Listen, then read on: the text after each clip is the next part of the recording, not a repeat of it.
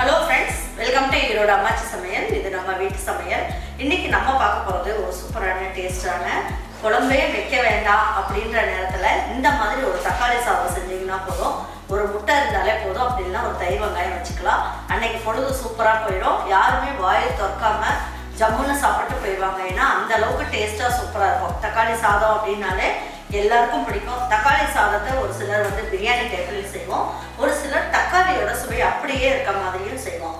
நான் இன்னைக்கு தக்காளியோட சுவை அப்படியே இருக்க மாதிரி எப்படி செய்யலாம் அப்படிங்கிறத வீடியோக்குள்ள போய் உங்களுக்கு சொல்லி தருவாங்க. எப்படி செய்யலாங்கிறதையும் பார்ப்போம்.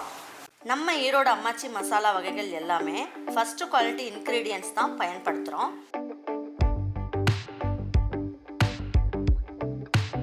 வாங்குகிற பொருட்கள் எல்லாமே முறையாக ஜலிச்சு பொன் வறுவலாக வறுத்து சரியான பதத்தில் அரைக்கிறோம்.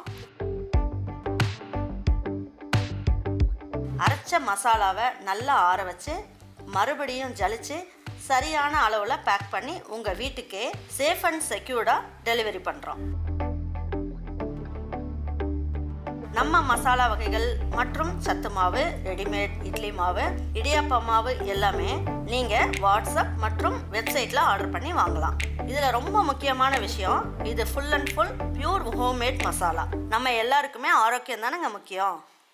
பாருங்க, 40 ml இருந்து 50 ml அளவுக்கு நம்ம கடலெண்ணெயும் நல்லெண்ணெயும் சேர்த்து நம்ம ஊற்றிக்கலாம். ரொம்ப நல்லாயிருக்கும். இப்போ தக்காளி சாதம் ஒரு மாதிரி விக்கி போகாமல் நமக்கு ஒரு மாதிரி நல்லா எண்ணெய் பிசையோட நல்லாயிருக்கும் டேஸ்ட்டு.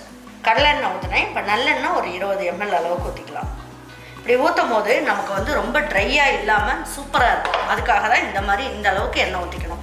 பாருங்கள், இந்த தக்காளி சாதத்துக்கு நம்ம என்ன பண்ணியிருக்கோம், இந்த அளவுக்கு பூண்டை ஃப்ரெஷ்ஷாகவே எடுத்து நல்லா தட்டிக்கலாம். ஃப்ரெஷ்ஷாக எடுத்து போடும் போது ரொம்ப நல்லாயிருக்கும். இதில் நான் 6 பல்லு அளவுக்கு பூண்டு எடுத்துருக்கேன். இதை தட்டி எடுத்து வச்சுக்குவோம். இப்போ பார்த்திங்கன்னா நல்ல 1 ஸ்பூன் அளவுக்கு கடுகு போட்டுக்கலாம். டேபிள் ஸ்பூனில் 1 ஸ்பூன் அளவுக்கு எடுத்துக்கோங்க.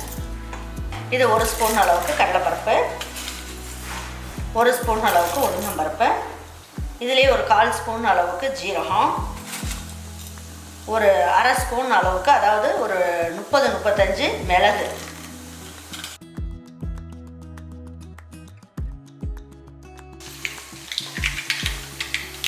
இந்த அளவுக்கு பொரிஞ்சதுக்கப்புறம் 2 இனுக்கு அளவுக்கு கருவேப்பிலை சேர்த்துக்கலாம். தட்டி வச்சுருக்க பூண்டையும் அப்படியே சேர்த்துக்கலாம். இதுலேயே நல்லா ஒரு பெரிய வெங்காயத்தை நல்லா கட் பண்ணி எடுத்து வச்சுருக்கேன், இதையும் சேர்த்துக்கலாம். இதுலேயும் 3 காஞ்ச மிளகாய் எடுத்து வச்சுருக்கேன், அதையும் சேர்த்துக்கலாம்.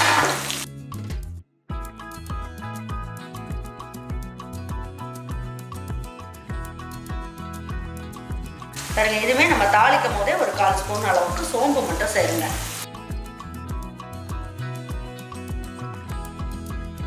இந்த தக்காளி சாதத்துக்கு நல்ல ஒரு கைப்பிடி அளவுக்கு சின்ன வெங்காயத்தை கொஞ்சம் முழுசாகவே சேர்த்துக்குங்க. ரொம்ப நல்லாயிருக்கும் டேஸ்ட்டு.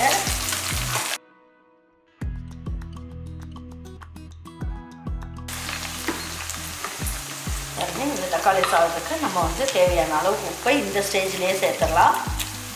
தேவையான அளவுக்கு மஞ்சள் தூள் நல்லா ஒரு சிட்டிகை அளவுக்கு சேர்த்துக்குவோம். நம்மக்கிட்ட மஞ்சள் தூள் எந்த கெமிக்கலும் கலரும் சேர்க்காத ஒரிஜினல் மஞ்சள் நம்ம மஞ்சள் தூள் நம்மகிட்ட கிடைக்கிது. வேணுன்றவங்க ஆர்டர் பண்ணி வாங்கிக்கோங்க. இது மட்டும் இல்லை, கஸ்தூரி மஞ்சளும் நம்மக்கிட்ட பொடியாக கிடைக்கிது. அது முகத்துக்கு வேணுன்றவங்க வாங்கிக்கலாம். இது குழம்புக்கெலாம் வச்சுக்கிறதுக்கு இந்த மஞ்சள் தூள் வாங்கிக்கலாம்.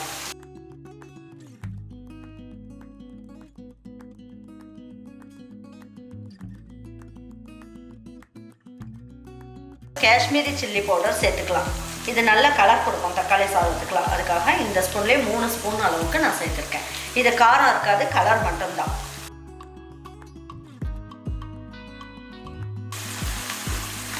இந்த அளவுக்கு நல்லா வதக்கிக்கலாம். இதில் 5 தக்காளி எடுத்து வச்சுருக்கேன், இதையும் சேர்த்துக்கலாம்.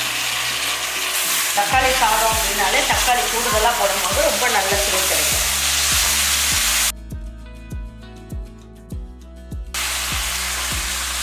இப்போ வரமிளகாய் தூள் இதுலேயே இந்த ஸ்பூன்லேயே 2 ஸ்பூன் அளவுக்கு சேர்த்துக்கலாம்.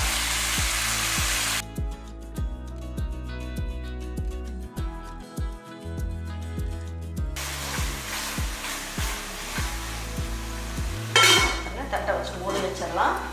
இது ஒரு 2 நிமிஷம் நல்ல குலைவாக வேகட்டும். எடுத்து பார்க்கலாம்.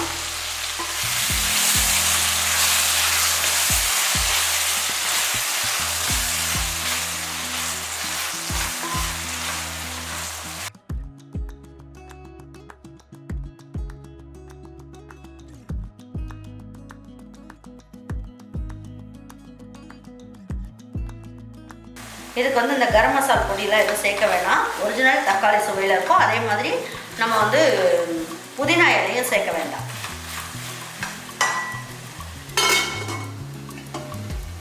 இப்போ எடுத்து பார்க்கலாம். இந்த அளவுக்கு தக்காளி வந்து நல்லா வதங்கி வச்சுக்கோங்க. இந்த அளவுக்கு வதங்கினதுக்கப்புறம் நம்ம வந்து தண்ணியை ஊற்றலாம். ஏன்னா அப்போ தான் வந்து நமக்கு நல்லா இது வந்து இந்த எசன்ஸ் ஃபுல்லாகவே இந்த சாப்பாட்டில் நல்லா உரைச்சி சூப்பராக இருக்கும் தக்காளி சாதம். பாருங்க, இன்றைக்கி வந்து நான் பொன்னி புழுங்கல் அரிசி தான் டெய்லி நம்ம வீட்டில் சாப்பாடு செய்வோம்ல, அந்த அரிசியில் தான் செய்கிறேன். உங்களுக்கு வந்து பொன்னி புழுங்கல் அரிசி சாப்பாடு அரிசி பிடிக்காதுன்னா பச்சை அரிசி சேர்ப்பீங்க. ஒரு சிலர் என்ன சொல்லுவாங்க, பச்சை அரிசியில் செஞ்சால் எங்களுக்கு வயிறே ஒத்து வரலாமா அப்படின்ற மாதிரி சொல்லுவாங்க. அப்படின்றவங்க புழுங்கரிசி சேர்த்துக்குங்க. புழுங்கரிசி சேர்க்குற மாதிரி தான் 1க்கு 2 தண்ணி வச்சுக்கோங்க. பச்சை அரிசி செய்கிற மாதிரி தான் 1க்கு 1.5 டம்ளர் அளவுக்கு தண்ணி வச்சுக்கோங்க. தம் போட்டு செய்கிற மாதிரி இருந்தால். இப்போது இதில் நான் 1க்கு 2 ஊற்றுறேன். 2 கப் ஊற்றிக்கலாம்.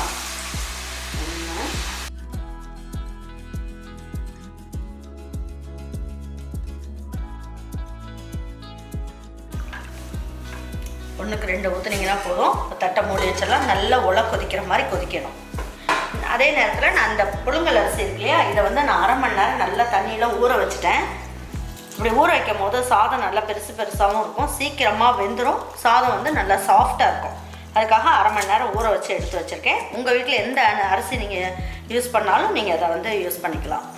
பாருங்க, சாதம் பாருங்கள் ஒரு 3/4 வாசி அளவுக்கு நல்லா வெந்துருச்சு. ஊற்றின தண்ணியும் கரெக்டாக இருக்குது. இன்னும் கொஞ்சம் தண்ணி இருக்குது. இப்போ என்ன பண்ணலாம், மூடி வச்சுருங்க. மூடி வச்சுட்டு ஸ்லோ ஃப்ளேமில் வச்சு இன்னும் ஒரு 5 நிமிஷம் அப்படியே இருக்கட்டும். 5 நிமிஷம் கழித்து ஸ்டவ் ஆஃப் பண்ணிவிட்டு இன்னொரு 10 நிமிஷம் கழித்து ஓப்பன் பண்ணி பார்க்கலாம். பாருங்கள், இப்போ எடுத்து பார்க்கலாம் தக்காளி சாதம் எப்படி இருக்குன்ட்டு. கொத்தமல்லி இலையே போட்டுடலாம்.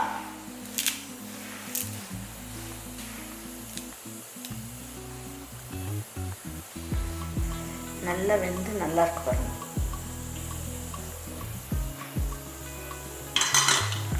இப்போ கலந்து விட்டுடலாம்.